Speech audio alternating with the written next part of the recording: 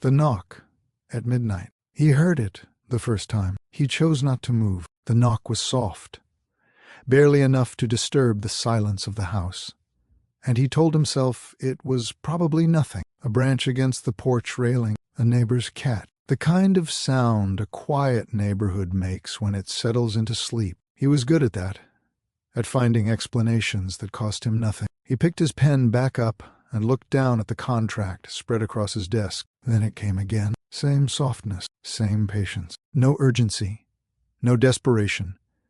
Just a quiet, deliberate knock that somehow cut through the stillness more effectively than any pounding could have. There was something in the quality of it that was impossible to dismiss a second time. Not louder, not more insistent. Just there, again. With the same calm certainty, he set the pen down, looked across the room at the grandfather clock. 11:37 p.m. The contract on his mahogany desk, his father's desk, heavy and dark and smelling faintly of old leather, waited for his signature. The house held its familiar silence around him. The tick of the clock, the occasional groan of century-old floors adjusting to the night, moonlight falling in long, pale strips across the Persian rug and catching the edges of framed family photos on the far wall. The fire in the study had burned down to orange ember. Everything was exactly as it should be. He was warm. He was comfortable. He had work to finish, and it was nearly midnight, and the world outside his door was not his responsibility at this hour. He did not get up. Here is what moved through his mind in those 30 seconds of stillness. It's almost midnight. I don't know who that is. This neighborhood doesn't work that way. People don't knock on doors unannounced.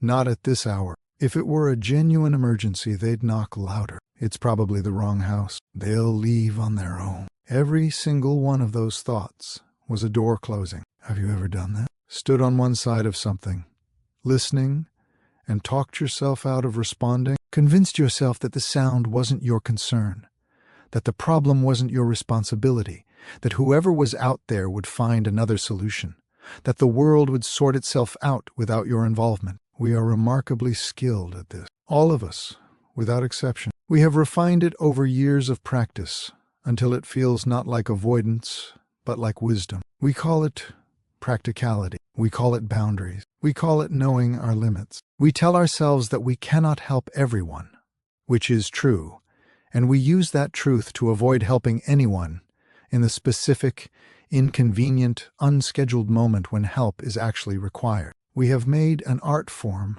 of the almost. Almost called, almost stopped, almost reached out. I almost said something. I almost opened the door. He almost didn't. But then the knock came a third time, and something about it, some quality he couldn't name and didn't try to, made him put both hands flat on the desk and push himself to his feet. He crossed the living room in bare feet, the hardwood cool and smooth beneath him. He moved through the foyer slowly, without urgency, as if giving himself one final opportunity to reconsider. No fourth knock came to hurry him, just silence, and the weight of nearly midnight pressing against the other side of the door, and a choice he was still in the process of making. He gripped the brass handle. He pulled the door open. The porch light cast its yellow glow across a young woman standing at the edge of the top step, mid to late 20s. A thin, long-sleeved shirt, wholly inadequate against the bite of October air. Dark hair loose around her shoulders, catching the light at its edges. One strap of a heavily packed backpack pulled across her chest and cradled in both arms, pressed close against her body for warmth. A small infant whose faint, exhausted cry drifted out into the cold night and then dissolved into silence. She didn't flinch when the door opened, didn't step forward, didn't lean sideways to see past him into the house, didn't perform distress for his benefit. Her posture was straight despite everything she was carrying. The weight of the child, the backpack, the hour, the cold, whatever had brought her here. Her eyes met him directly and held there, steady and clear and entirely composed. He had expected fear, or desperation, or the particular practiced expression of someone working an angle, preparing a story. He found none of those things. What he found was harder to categorize, and for that reason, harder to dismiss. "All I need," she said, her voice quiet and even, Is a glass of milk." He stood in the open doorway, saying nothing. The night air moved past him into the warmth of the house. She waited, still, patient, making no attempt to press her case or soften the silence with additional explanation, as if she had asked a perfectly reasonable question at a perfectly reasonable hour and was simply waiting, without anxiety, for a reasonable answer. "Milk," he said finally. "Yes, for the baby. You're not asking for anything else." "No," she said. "Just milk tonight. That's all I need right now." He studied her face more carefully. There was exhaustion there. Not the sharp, frantic exhaustion of someone in crisis, but the deep, settled exhaustion of someone who had been operating at full capacity for a very long time without adequate rest or resources. But beneath it, something else entirely. A quality he had learned to recognize over a long career of evaluating people. The quality of someone who has made a clear-eyed and honest accounting of their situation and decided, without drama or complaint, to keep moving. The infant stirred against her chest. Tiny fingers opened and closed against her collarbone. She adjusted her hold with one smooth, practiced motion, the motion of someone for whom this was not new, and the baby quieted slightly. "Wait here," he said. He left the door partway open and walked toward the kitchen. The tile was cold against his feet. He opened the refrigerator and stood for a moment in its light, one hand on the carton, and then a thought arrived that stopped him. Formula exists for a reason. He looked at the carton. I looked back toward the open door. "How old?" he called. 8 months, she answered from the porch. "Old enough, just..." But there was a second consideration. It should be warm. He had some half-submerged memory of this, watching someone years ago, his mother perhaps, testing a bottle against the inside of her wrist. He couldn't have said exactly where the knowledge lived in him, only that it was there and that it mattered. He found a small pot in the lower cabinet, filled it partway with water, and set it on the stove. He rummaged through 2 drawers before he found what he was looking for. A glass bottle, still in its original sealed packaging, a gift from a colleague whose wife had recently had a child. He had meant to throw it away 6 times. He was glad, now, that he hadn't. He poured the milk carefully into the bottle and lowered it into the warm water, and stood at the stove waiting. And in that waiting, he found himself thinking about what was actually happening here. A young woman, a hungry infant, past 11 o'clock on a cold October night. A neighborhood where people did not knock on strangers' doors, where the mutual understanding was that everyone managed their own life behind their own walls. And yet she had knocked and asked for exactly the minimum, and waited without demanding, without performing, without any of the behaviors he might have expected. When the milk was warm, he tested it the old way, a drop on the inside of his wrist, not too hot, capped the bottle, and returned to the door. She was exactly where he had left her. She had not moved an inch. "Here," he said, extending the bottle. "It's the right temperature." Something moved across her face, brief, unguarded, and quickly recovered. A flash of surprise that she hadn't expected to feel. She accepted the bottle and brought it immediately to the baby's mouth. The infant latched on with the focused, single-minded intensity of genuine hunger, small hands rising to grip the sides of the bottle, eyes falling half-closed with the relief of being fed. He leaned against the doorframe and watched for a moment. "You live nearby?" "About a mile," she said, her eyes on the baby. "Just past the grocery store?" "With family?" A pause, not long, but deliberate. "My mom works nights. Riverside Care Center." He knew it. An understaffed facility on the east side of town, serving elderly patients with chronically insufficient resources. The kind of place held together almost entirely by the dedication of its workers.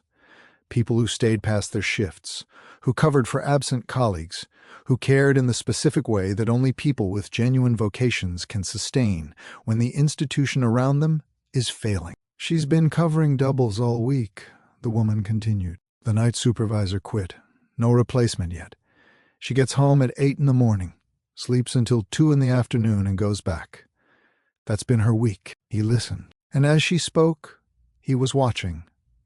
not just hearing the words, but reading the details she wasn't narrating. The backpack, which was too structured and too full to hold only personal items. Her shoes, worn at the outer edges but maintained, practical and clean. And her eyes, which even while focused on the baby, periodically tracked the street behind him, checking something. The time, the distance, the remaining logistics of whatever had brought her here and would require her to return. "You're in school?" he asked. "Online classes. Working on my associate's degree." She said it without apology and without pride, the same way she might have reported any other relevant fact about her situation. Just information. "What field?" "Data systems." Eventually. A small pause. "That's the goal." The baby's eyes were drooping now, the bottle more than half empty. She shifted the infant gently to her shoulder and began the practiced rhythm of patting its back. "I should get back," she said. "My mom thinks I'm home studying." And that was when the full shape of it came into focus for him. She was not afraid of the dark street. She was not afraid of the cold, or of having knocked on a stranger's door past midnight. What she was managing, with the careful precision of someone who had no margin for error, was an interlocking set of obligations: the baby's hunger, her mother's exhausted sleep, her own coursework, the fiction of a normal evening that would let her mother rest without worry. She had walked a mile in October because there was nothing at home, and she had not wanted to wake her mother. And she had knocked on his door because it was the most efficient solution available, and because on some level she had calculated that it was worth the risk. "This isn't about milk," he said quietly. She looked up at him. For one unguarded second, the composure she had maintained through the entire exchange simply dropped. What was behind it was exhaustion so profound and so long-standing that it had become structural. Not a temporary state, but the actual load-bearing condition of her life. She was not drowning dramatically. She was standing in water up to her chin, very still, breathing carefully, making no unnecessary movements because unnecessary movements were a luxury she could not afford. "What is it about then?" she asked. He didn't answer immediately. He was working it out himself, standing in his own doorway. "What's your name?" he asked instead. The question surprised her. He could see her recalibrating. This interaction had been meant to remain anonymous, a brief, transactional intersection of two lives that would never need to connect again. Names change the nature of things. "Meridian," she said after a moment. "Meridian Reyes." "Meridian," he repeated, carefully, making sure he had the sound right. "I'm Michael." She nodded once, acknowledging the introduction, without encouraging it to become more than it was. "I should go," she said. "Meridian," she paused. "If you ever need milk again, or anything else, knock. It doesn't matter what time." She looked at him then, truly looked, in a way she hadn't permitted herself to do before.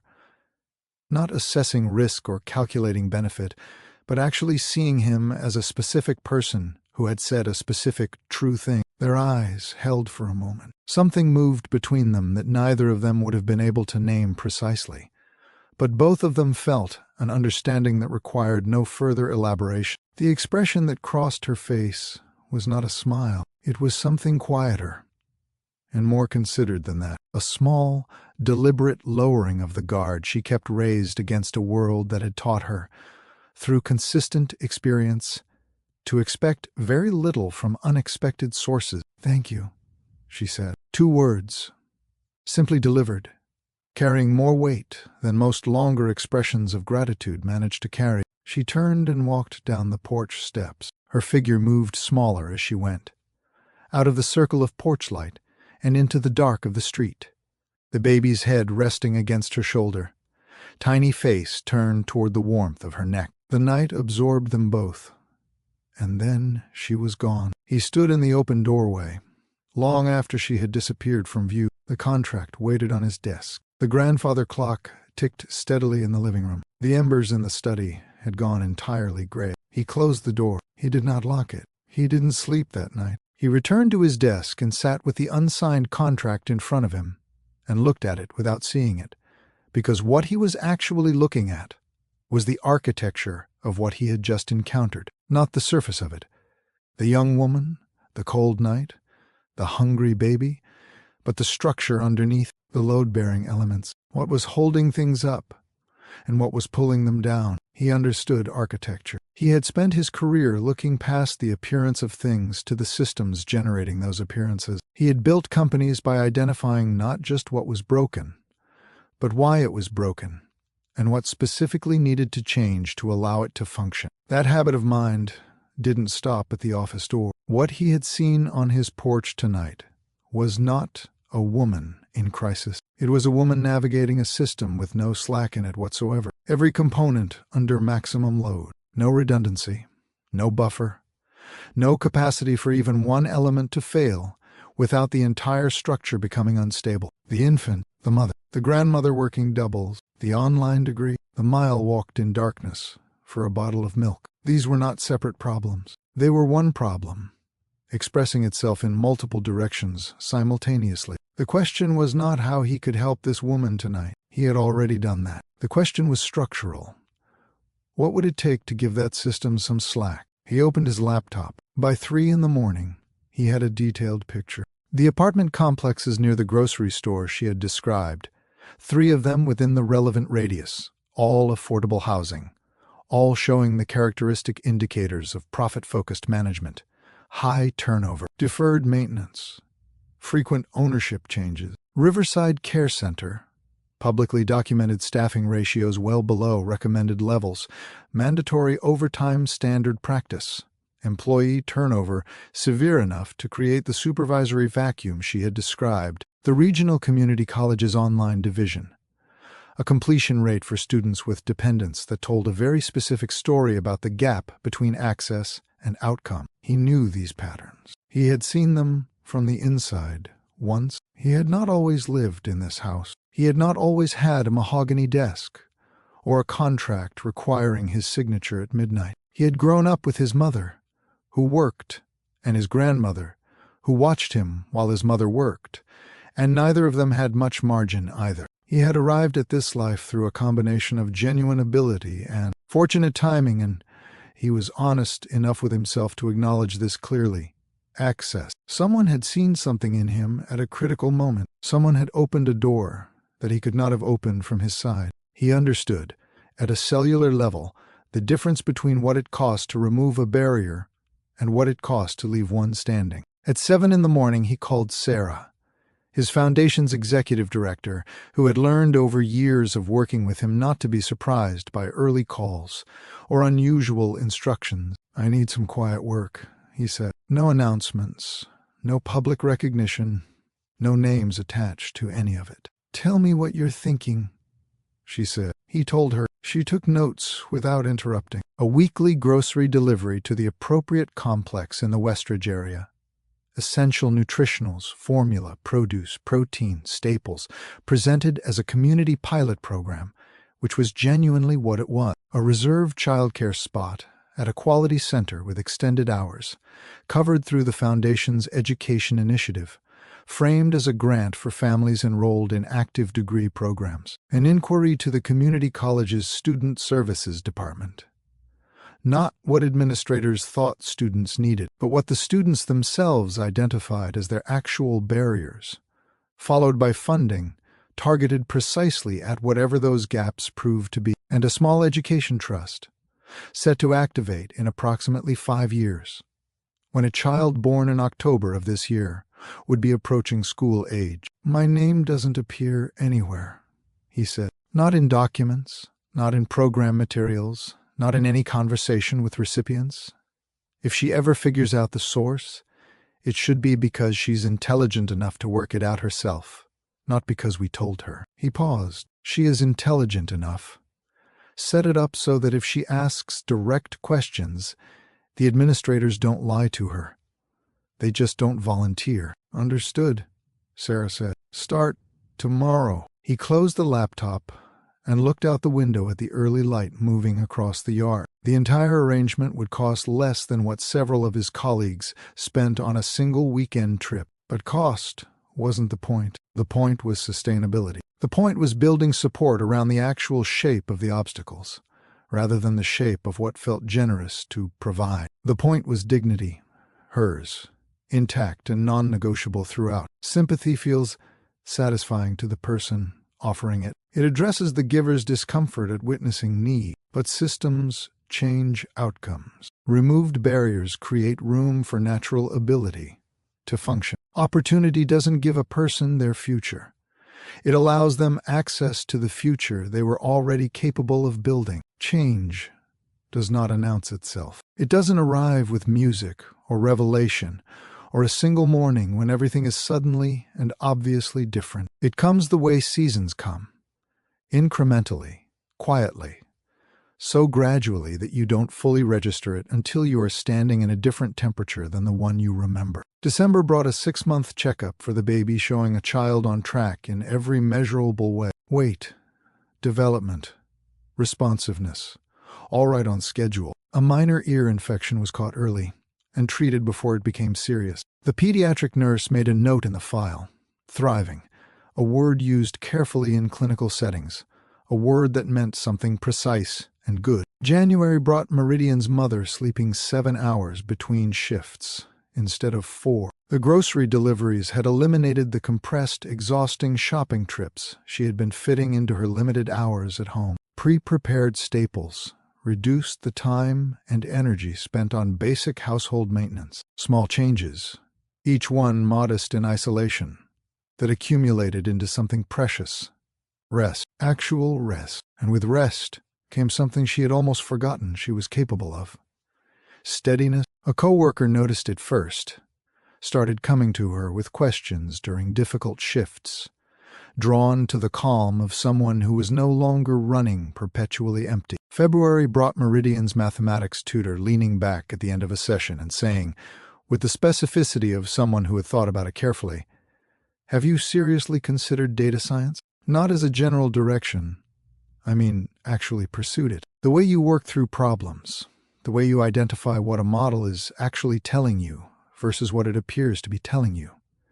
That's not something I can teach." That's how you think. Meridian considered this for one night and changed her degree track the following morning. March brought the baby's first steps in the playroom of the childcare center, taken with the lurching, determined concentration of someone who had decided that walking was non-negotiable and would simply practice until the body cooperated. April brought Meridian laughing during a study group. A genuine, unguarded laugh at a pun about regression analysis that wasn't particularly clever. What made it significant was not the joke, but the fact that there was room for it. Mental space that had previously been entirely consumed by calculation and triage, now available for something as unnecessary and essential as laughter. May brought her mother an offer, night director position at Riverside Care Center. The administrator who called said they had been watching how she handled pressure, how the staff responded to her leadership during difficult moments. The raise was modest. The hours were more predictable. The meaning of it extended much further than either of those things. Summer brought long evenings, and the baby's committed discovery that running was possible and vastly preferable to walking. Meridian completed her spring semester with a 3.8 gigapascals. Her academic advisor attached 3 scholarship opportunities to an email and wrote a single line beneath them: "You should apply to all 3. September brought an internship acceptance from a local technology firm. Data analysis, entry-level, flexible scheduling to accommodate her class schedule. The hiring manager told a colleague afterward that she thought differently from anyone else they had interviewed. October came around again, and with it gold leaves and early dark and the first real cold. 1 year since the knock. The grocery store stood where it had always stood, past the apartment complex, its familiar sign lit against the evening. Meridian walked past it on her way to the bus with her son on her hip, his face turned up toward the darkening sky with the complete absorption of a child encountering weather. She was not the same person who had walked in the other direction 1 year ago, not because her life had been dramatically transformed. It hadn't been, not in the visible, sudden way that dramatic transformations announce themselves. She still worked hard every day. Her mother still worked hard. The future still required sustained effort and careful navigation. But the water was no longer at her chin. She had room to move, and in that room, everything that had always been in her, the intelligence, the determination, the particular way her mind worked through problems, had been allowed to function. The absence of a second midnight knock told the whole story, not what had been given, what was no longer needed. 4 years later, Michael sat in a university auditorium with a program balanced on his knee and his phone's screen, demanding most of his attention. The annual scholarship reception was a calendar obligation he honored without particular enthusiasm. His foundation's contribution to the university's financial aid programs made his attendance professionally expected, and he respected that expectation, which was why he was here in a good suit in the 14th row, while corresponding with his Tokyo office about something genuinely pressing. The dean's voice was a steady, formal background presence, demonstrated exceptional academic achievement under significant personal circumstances. Research in predictive modeling attracted serious attention from several major firms. It is my honor to present this year's Emerging Leaders Award to Meridian Reyes. His phone went face down on his knee before the sentence finished. She walked across the stage like someone who had earned the ground she was standing on. Not performing confidence, not displaying it for the room, simply having it as a settled internal fact. Shoulders back, movement unhurried. She reached the podium and looked out at the auditorium with clear, composed eyes, and then waited a moment before speaking. That moment of waiting told him something important. She was comfortable with silence now. Silence used to be something to manage, to fill before something went wrong in it. This was just a pause. The pause of someone who knew what they were about to say and was in no hurry. "Thank you for this," she began. "I want to use the time to say something I believe is actually true, rather than what we typically say in rooms like this one." The auditorium, which had been offering polite attention, sharpened into genuine listening. We describe education as a ladder, a pathway, a way out of difficulty. Those metaphors assume that what's required is primarily the will to climb, that the obstacles between a person and their potential are mostly internal, mostly a matter of determination and effort. She paused and looked out across the rows of faces. That is not what I found to be true. The room was very quiet. I had determination. I had commitment. I had ability. My instructors can confirm that was present from the beginning. What I did not have was margin. I did not have the extra hour, the available resources, the gap in obligation that would allow those qualities to operate. I was running the race with weights on my ankles, and I was very, very tired. She let that sit for a moment. What changed my trajectory was not a single act of charity. It was not a dramatic rescue. It was the quiet, consistent, anonymous removal of specific barriers, childcare that allowed me to be present in my classes, food security that allowed my mother to sleep, structural supports that addressed the actual shape of my obstacles rather than what someone might have imagined those obstacles to be. Her gaze moved across the audience, pausing briefly in Michael's section, though he couldn't tell if she had actually found him yet. One night, 4 years ago, I walked a mile in the dark and knocked on a stranger's door and asked for a glass of milk for my son. What I received was that glass of milk, warmed properly, handed to me without a single unnecessary question. But something larger followed from that knock. Someone noticed.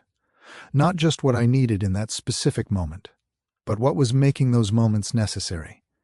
And that person understood the difference between sympathy and respect, between giving someone something and removing what was preventing them from building something themselves. She paused once more. My son starts first grade in the fall. My mother is the night director of her facility and is enrolled in a hospital leadership program. And I have accepted a research position with a firm doing work I once only read about in papers. I wasn't sure I'd ever be qualified to understand. A beat of complete silence before the applause came. Genuine, immediate. The kind that doesn't require prompting. Michael sat with his hands in his lap and did not applaud immediately. He looked at the young woman at the podium and thought about a porch light throwing yellow across cold October air. A bottle of milk is warming in a pot of water. A door he almost hadn't opened. He thought about all the things that follow from a single choice. When that choice is the right one, and you make it instead of the other one, the easier one, the one that costs you nothing and changes nothing and lets you stay exactly where you are. He stood up and clapped with everyone else. After the ceremony, the reception hall filled with conversation and the particular social self-consciousness of people navigating an unfamiliar room. Michael collected a cup of coffee and stood near the windows and watched as Meridian accepted congratulations from a cluster of faculty members across the room. She listened to each of them with the focused attention of someone who had learned that hearing people, actually hearing them, was worth the effort it required. He was not going to approach her. That had been his rule, self-imposed from the beginning, and he had held it through 4 years of deliberate distance. No contact, no revelation, no converting anonymous support into personal relationships, which would have changed the fundamental nature of what the support was. But then the faculty group dispersed, and she turned, and across the full width of the reception hall, her eyes found him with the directness of someone who had been watching for him specifically. She walked to him without hesitation. Stopped. I looked at him. "I knew you'd be here," she said. "Foundation donors are listed in the program." He said nothing. "I figured it out about 18 months ago," she continued. "The child care grant had eligibility criteria that matched my situation too precisely to be a coincidence. I asked the administrator some careful questions. She didn't confirm anything, but she was honest about not denying it. I told her not to deny it if you asked directly," he said. "Why?" "Because by then you'd earned the right to know. You'd done the work. The knowledge couldn't undo anything by that point. It could only close the circle." She was quiet for a moment, absorbing this. "You could have told me that night. That night you needed milk. Not a relationship with someone who had more resources than you. Not an obligation. Not a reason to shape your choices around what you thought someone else expected. Milk." He paused. "You were very precise about what you needed." I tried to match that precision. Something moved through her expression. Complex. Considered. The look of someone revisiting a question they had spent real time with. "I spent a long time deciding how I felt about the anonymity," she said. "Whether I should feel grateful or something more complicated than that." "What did you decide?" "That was the only form of help that left my agency completely intact. If I had known the source, I would have felt indebted. I would have made decisions based on what I imagined you hoped for, expected, wanted from me. The anonymity meant every choice I made was mine, for my own reasons, toward my own understanding of my own future." She said it with the precision of someone who had worked out the exact words over considerable time. "That was a gift inside the gift. That was the intention," he said quietly. They stood together in the noise of the reception, in a quiet of their own making. Two people who had briefly intersected in the dark of an October midnight, and then traveled in parallel through 4 years of change, arriving here, a reception hall with bad coffee and fluorescent light and the low roar of professional conversation at exactly the same moment. "I have one question," she said. "Ask it. Why did you open the door?" He was quiet for a moment. He thought about the 30 seconds at his desk, the internal catalog of reasons not to move, the justifications lined up like a wall, the almost. He thought about what had finally shifted something in him and sent him to his feet. "I'm not entirely sure," he said honestly, "except that I knew, in the moment, how close I was to not opening it. And knowing the choice was genuinely available to me, that I could stay in my chair and it would cost me nothing visible, made me understand that it actually mattered.